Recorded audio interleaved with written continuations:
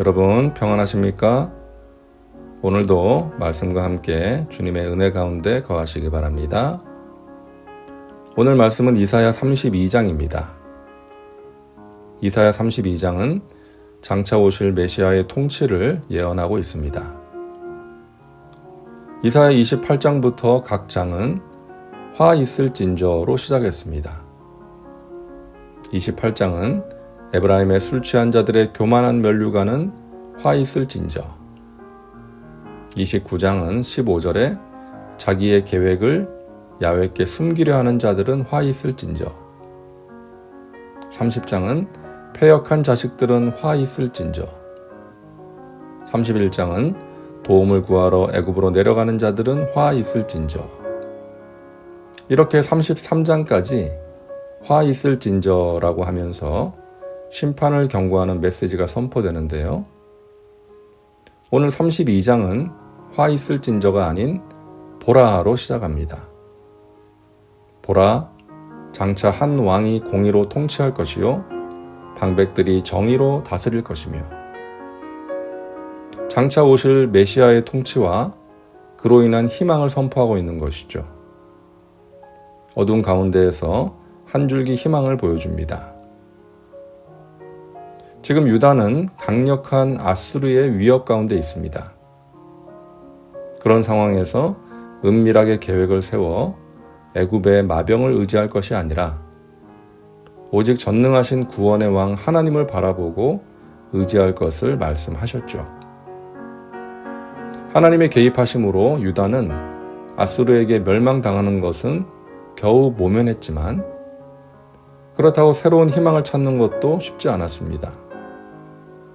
아수르의 침공으로 예루살렘은 황폐해졌고 유다는 지칠 대로 지쳐 있었죠. 이런 상황에서 하나님께서는 장차 일어날 메시아의 통치를 예고하시는 것입니다. 소망을 말씀하시는 것이죠. 그는 공의로 통치하며 하나님의 뜻을 온전하게 이루실 것입니다. 2절입니다. 또 그 사람은 광풍을 피하는 곳, 폭우를 가리는 곳 같을 것이며 마른 땅의 냇물 같을 것이며 곤비한 땅의 큰 바위근을 같으리니.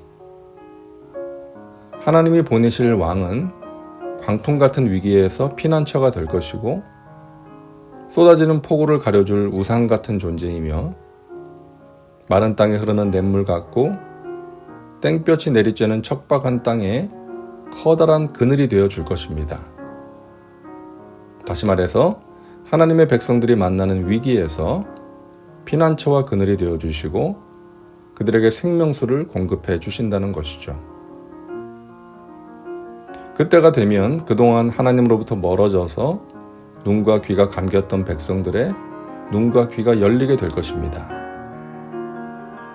보는 자의 눈이 감기지 아니할 것이요 듣는 자가 귀를 기울일 것이며 조급한 자의 마음이 지식을 깨닫고 어눌한 자의 혀가 민첩하여 말을 분명히 할 것이라.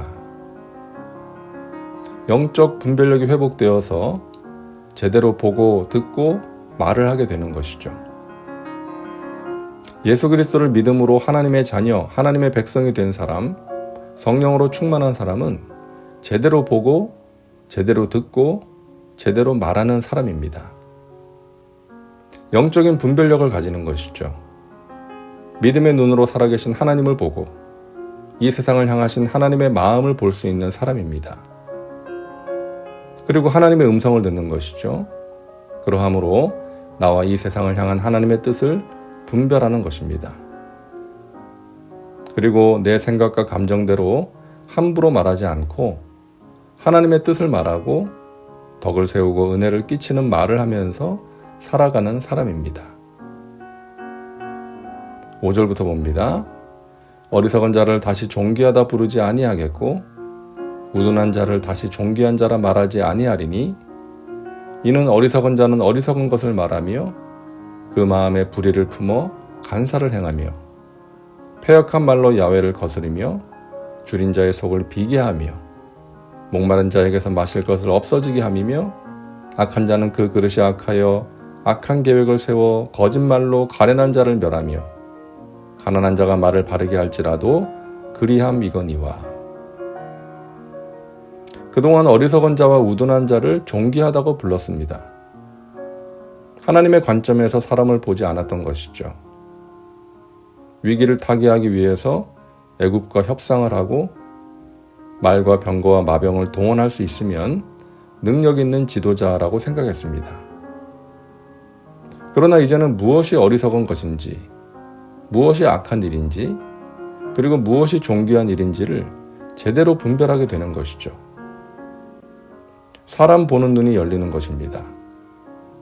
여러분, 사람을 제대로 보는 것이 얼마나 중요합니까? 좋은 지도자를 세워야 하고요. 좋은 영적인 리더를 만나야 합니다. 좋은 사람을 곁에 두어야 합니다. 그러기 위해서 하나님의 관점에서 사람을 볼 줄 아는 눈이 열려야 합니다. 그저 자기에게 잘해주고 듣기 좋은 소리 잘하는 사람을 좋다고 해서는 안 되는 것이죠. 그러면 충신은 사라지고 관심만 들끓게 되는 것입니다. 어떤 사람이 좋은 지도자인지, 어떤 사람이 좋은 목회자요, 동역자인지를 잘 분별해야 합니다. 하나님께서는 이제 1년 남짓 지나면 이들이 수확하고 누려왔던 모든 것들이 무너질 것을 경고하십니다. 너희 염려 없는 여자들아, 1년 남짓 지나면 너희가 당황하리니 포도 수확이 없으며 열매 거두는 일이 이르지 않을 것임이라. 이때가 되면 황폐한 포도밭에 나는 찔레와 가시로 가슴을 치며 탄식하고 비싼 옷과 장신구들을 다 벗어던지고 배로 허리를 동이게 될 것입니다. 너희 아니란 여자들아 떨지어다. 너희 염려 없는 자들아 당황할지어다. 옷을 벗어 몸을 드러내고 배로 허리를 동일지어다. 그들은 좋은 밭으로 인하여 열매 많은 포도나무로 인하여 가슴을 치게 될 것이니라. 내 백성의 땅에 가시와 찔레가 나며 희락의 성읍 기뻐하는 모든 집에 나리니. 이런 재앙 앞에서 그들의 소망은 하나님께서 보내실 왕, 공의로 통치하시고 회복의 은혜를 베푸실 메시아에게 있는 것이죠. 하나님께서는 다가올 유다의 현재적 재앙을 경고하신 후에 공의의 왕이 통치할 때 위로부터 하나님의 거룩한 영을 부어주실 것이라 약속하십니다. 15절이죠. 마침내 위에서부터 영을 우리에게 부어주시리니 광야가 아름다운 밭이 되며 아름다운 밭을 숲으로 여기게 되리라. 결국 유다의 희망은 장차 오실 메시아 그리고 위로부터 부어지는 성령님에게 달려있는 것입니다. 이것은 오늘날도 마찬가지입니다. 이 세상에 희망이 있습니까? 그 어떤 사람에게 희망이 있습니까? 오직 이 땅을 공의로 통치하시는 하나님만이 희망입니다. 그분이 보내신 메시아를 믿음으로 죄와 저주에서 구원받는 것이 희망이며 그분이 보내신 성령님으로 말미암아 육체의 욕심을 이기고 권능받아 제자의 삶을 사는 것이 희망입니다. 저와 여러분이 그리고 우리의 교회가 메시아이신 예수님을 끊임없이 왕으로 인정하고 고백하며 그분의 통치에 순종해야 합니다. 그리고 날마다 성령으로 충만하여 왕이신 그분의 뜻을 순종하며 살아가야 합니다.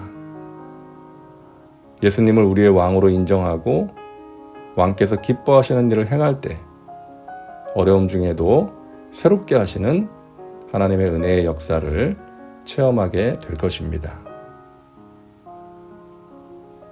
이제 기도합니다. 사랑과 은혜가 풍성하신 하나님, 오늘도 말씀과 함께 살게 하시니 감사합니다. 어둠 속에서 한 줄기 희망을 봅니다.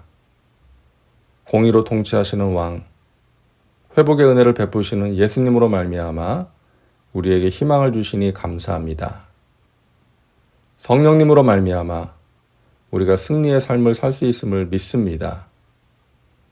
성령님을 소유하고 사용하는 어떤 능력으로 인식하는 것이 아니라 나와 함께 하시는 인격적인 존재로 인식하여 성령님을 인정하고 환영하고 모셔드리고 의지하며 살게 하여 주시옵소서. 그러함으로 진정 복된 삶을 살아가는 우리 믿음의 식구들 되게 하옵소서. 예수님의 이름으로 기도하옵나이다. 아멘. 오늘도 말씀과 함께 은혜 가운데 거하시기 바랍니다. 여러분 사랑하고 축복합니다.